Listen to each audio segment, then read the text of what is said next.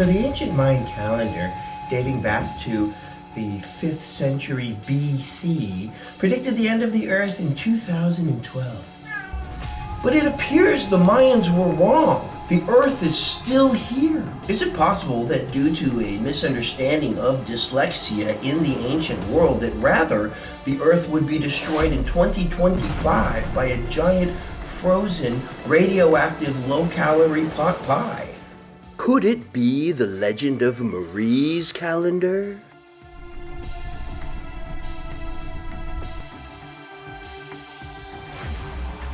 And now, it's time to welcome your host. He is the Holy Bro, the Judah Monk, the Wise One, the Circumcised One, the Master of the Tantra Diaspora, the Dr. Daka, the Chakra Unblocker. Ladies and gentlemen, it's time for the Holy Bro Show.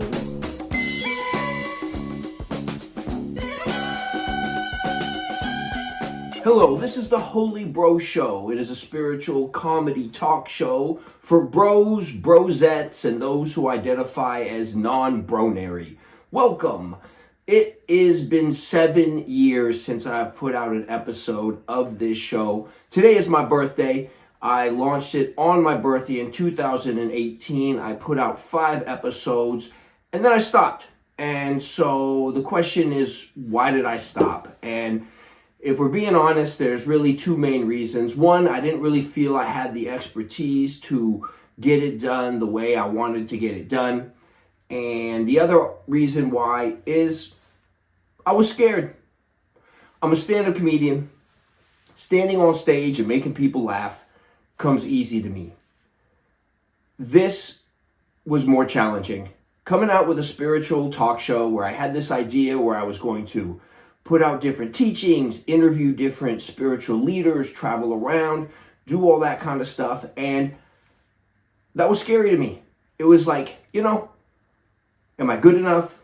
Am I conscious enough? Who am I to do something like that? And here's a question for you. Where does self-doubt end and humbleness begin, right? How do you know when the difference between your lack of faith in your abilities or actually evaluating your abilities accurately, right? Today in our culture, everyone wants to say, oh, you can do anything you want to do, fake it till you make it, ain't nothing to it but to do it, hold your intention, and the universe will guide you. But as a result, we kind of have a culture of uneducated amateurs posing as experts, people who don't have the fruit on their tree, who haven't been there and done that and have the lived experience, acting like a bunch of know-it-alls. And I didn't want to be that. It's hard, like, who am I to be a spiritual teacher? What kind of person would even say he wants to do that? I don't like spiritual hypocrites. I've been hurt in the past by people who, maybe you've met some of these people who act all high and mighty. Maybe they're a preacher, or maybe they're in the New Age community where they come like they're this amazing healer, but they have just as many flaws as the next person, right? And trying to say that you're going to put out a spiritual YouTube show, there's a tremendous potential for hypocrisy. And look, I'm all for you being a schmuck. You want to be a schmuck? Go for it, okay? Just don't be a schmuck and act like you're high and mighty and you're all spiritual and I can help you.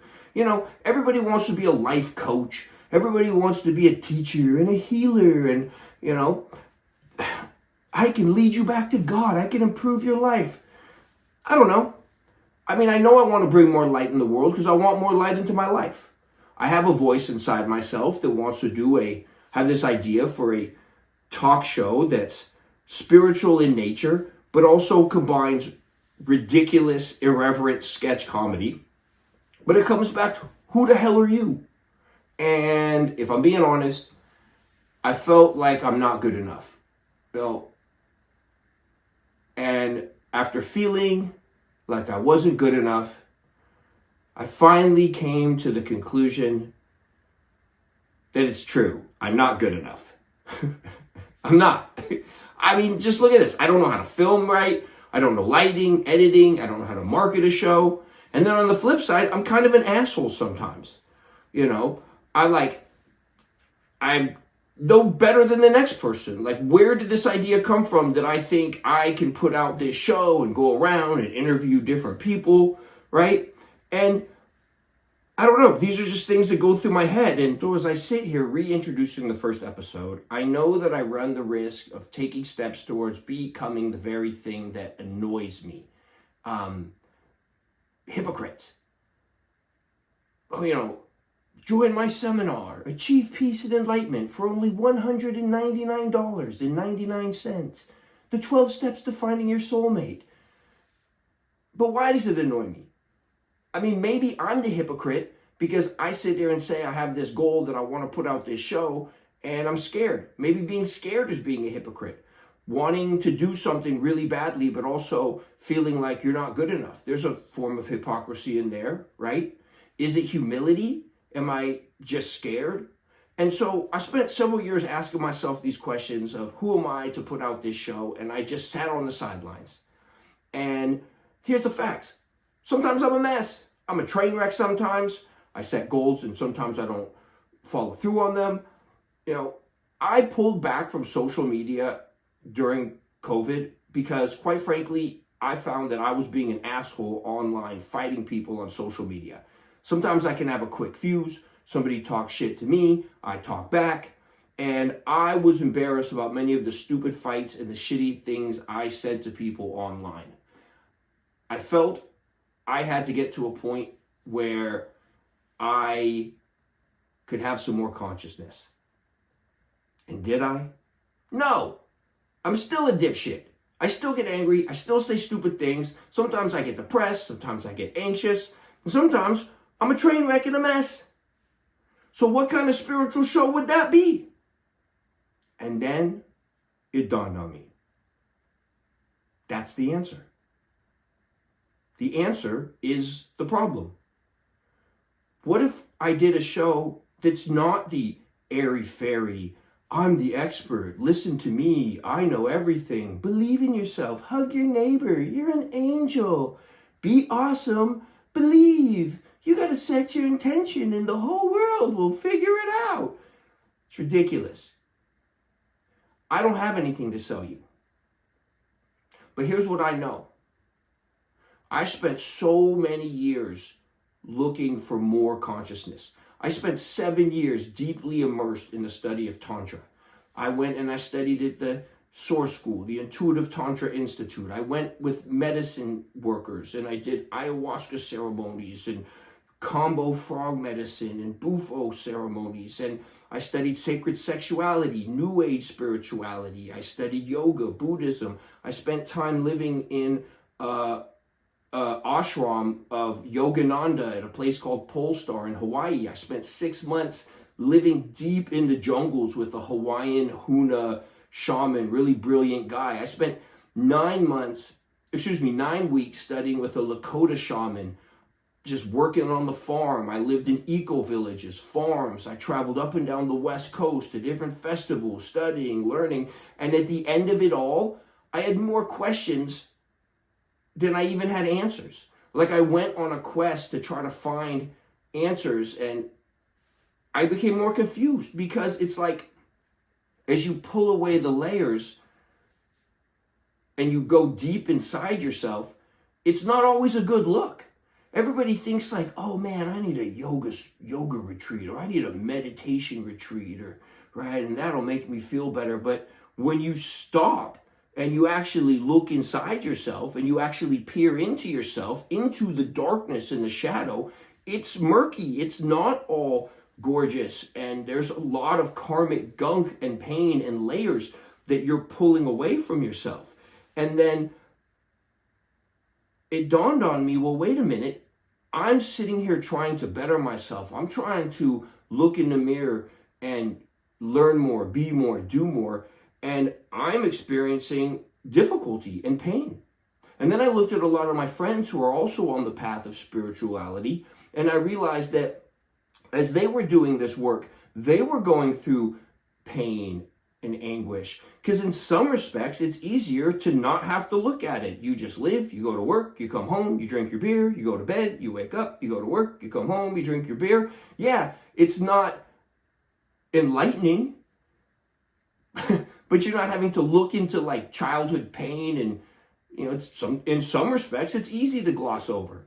So I thought to myself, well, wait a minute, if I'm looking into my shadow and my darkness, and I'm trying to come into more light, and I know that my friends are doing it and they're trying to come into more light, I'm feeling pain and they're feeling pain, well, then it stands to reason that there's probably thousands and thousands of people out there that are trying to walk a path of more enlightenment, more God, faith, wisdom, experiences of consciousness, and they're probably having pain too.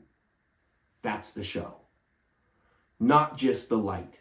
This is not just a show where we try to gloss over and here's how you can be happy all the time.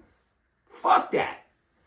This is the real, raw, rough and rugged, legitimate, in your face, grit, grimy, pain, sorrow, mixed with the light, the yin and the yang, right? It's the Holy Bro Show where we hang out with your yang out, okay? It's not just for bros. It's not just for guys. It's for bros, brosettes, non-bronary, whoever the hell, okay?